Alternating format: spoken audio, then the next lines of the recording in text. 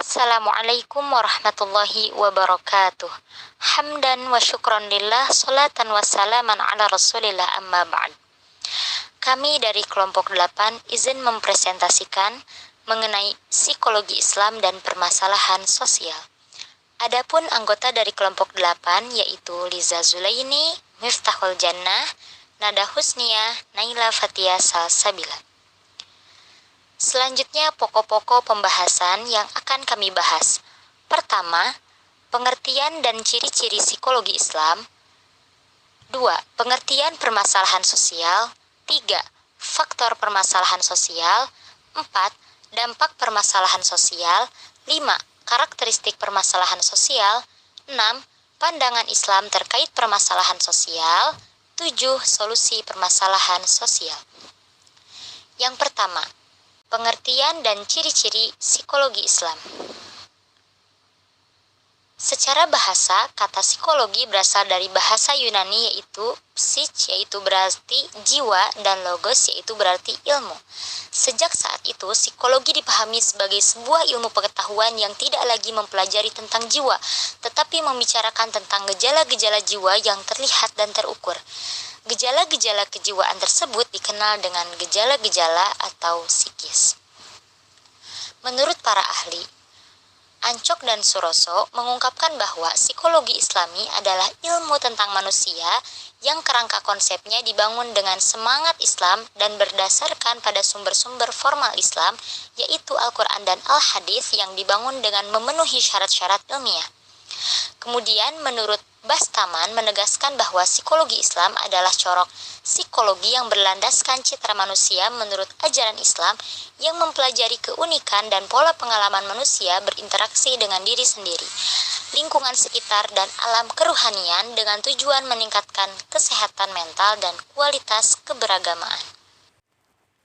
Kemudian, secara garis besarnya, psikologi Islam adalah corak psikologi berdasarkan citra manusia menurut ajaran Islam untuk mempelajari pola keunikan dan pola perilaku manusia sebagai ungkapan pengalaman interaksi dengan diri sendiri, lingkungan sekitar, dan alam kerohanian dengan tujuan mengembangkan kesehatan mental dan meningkatkan kualitas keberagamaan.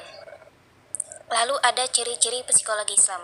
Ciri-cirinya itu ada 2. Yang pertama, psikologi Islami adalah ilmu pengetahuan yang dibangun dengan syarat-syarat ilmiah.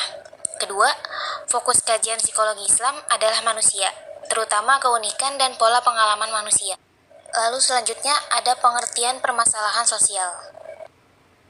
Nah, secara garis besarnya, permasalahan sosial adalah adanya ketidaksesuaian antara harapan yang berupa terwujudnya nilai-nilai yang dijunjung masyarakat dengan kenyataan yang terjadi.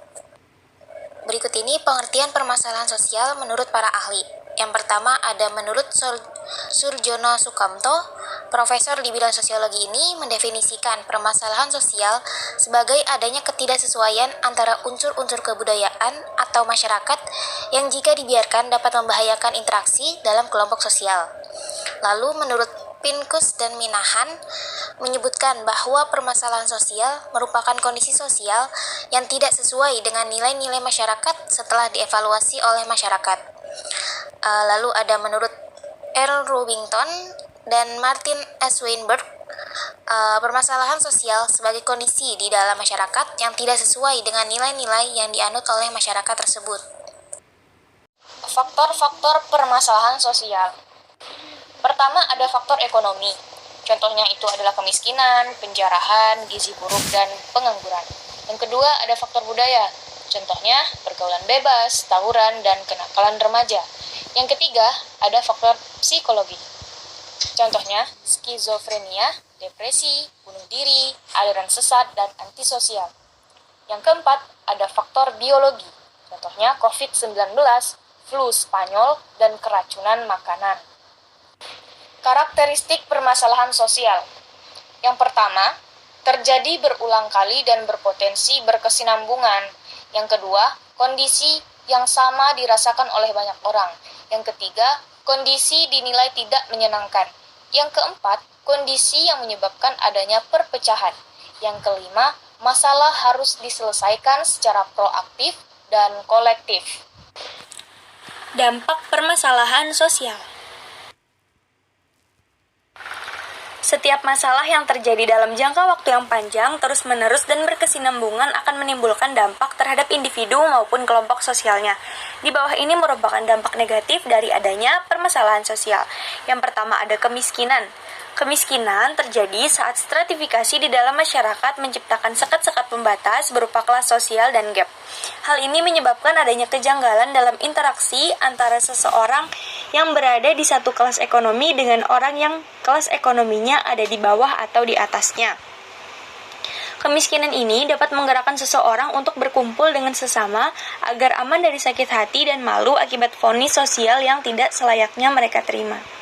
Lalu yang kedua ada kriminalitas. Kejahatan atau kriminalitas terjadi karena adanya perubahan sosial atau ekonomi, masalah kependudukan, kesulitan ekonomi, pemerintahan yang lemah dan KKN atau korupsi, kolusi, dan nepotisme, gangguan kesehatan mental dan pola asuh yang salah. Lalu yang ketiga ada disorganisasi keluarga. Perpecahan ini muncul karena anggota di dalam keluarga tidak dapat memenuhi kebutuhan minimal keutuhan sebagai keluarga.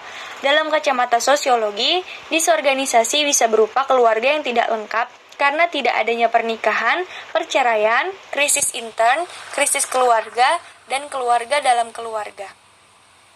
Lalu selanjutnya ada masalah generasi muda. Ini seringkali disebabkan oleh dua hal mendasar, yaitu keinginan untuk melawan dan sifat apatis. Keinginan melawan pada umumnya dibarengi rasa takut terhadap keluarga, masyarakat, dan Tuhan karena kehancuran sebagai akibat perbuatannya yang menyimpang. Sementara itu, sifat apatis seringkali disertai rasa kecewa yang sudah terakumulasi terhadap masyarakat. Yang kelima ada perang. Perang memiliki efek jangka panjang seperti korban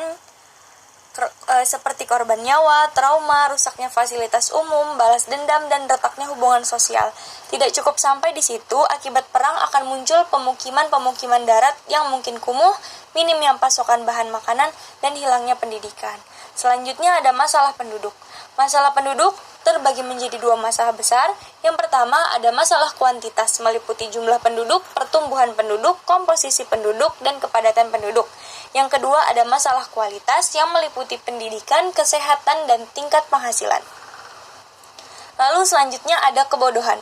Kebodohan merupakan dampak permasalahan sosial karena belum terselesaikannya masalah ekonomi dan budaya. Kebodohan bisa disebabkan oleh ketidakmampuan dalam hal ekonomi, seperti tidak mampu membayar uang pendidikan, atau karena malas untuk belajar dan menganggap bahwa pendidikan tidak penting. Yang kedelapan ada kesenjangan sosial. Kesenjangan sosial terjadi akibat adanya kemiskinan yang dibiarkan, sementara para kapitalis dan pelaku KKN dibiarkan. Kesenjangan sosial dapat mengakibatkan kriminalitas karena adanya ketidakseimbangan ekonomi. Lalu yang kesembilan ada pengangguran. Pengangguran muncul karena sumber daya manusia yang rendah, malas belajar, lesunya ekonomi, atau karena kurangnya lapangan pekerjaan. Dan yang terakhir ada ketidakadilan. Ketidakadilan terjadi karena adanya pihak yang melanggar batas pihak lain, tetapi tetap dibiarkan dan tidak diberikan fasilitas untuk mendapatkan keadilan.